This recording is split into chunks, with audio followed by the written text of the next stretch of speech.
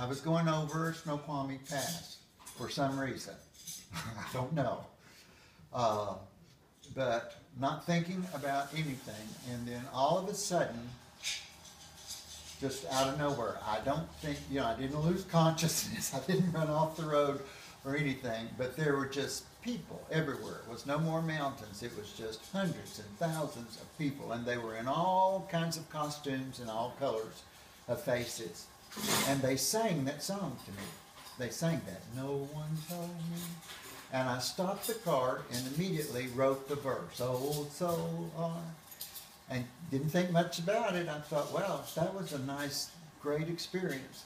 Came back to school, missionary society, and said, well, everybody was writing the song, I said, I wrote a mission song, and we sang it, and it took off.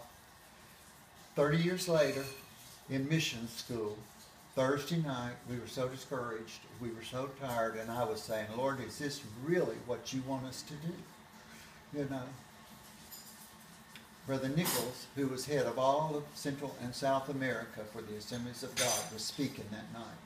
And he got up and he said, in our church back home in Eastern Washington, he said, my dad's youth pastor went to Northwest and he came back and he said, I learned a chorus and he taught it to us.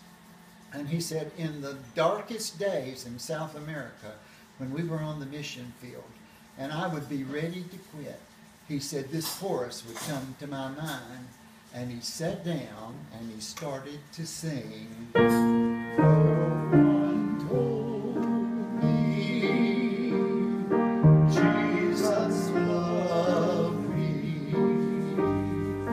No one told me he died to save me. If only someone had known the burden and had told me I could have believed. And people, missionary couples, started going to the altar to pray, and I stood up and sang the verse to him, and he couldn't believe it. But that's 30 years later, God used that same song, to encourage us. Wow.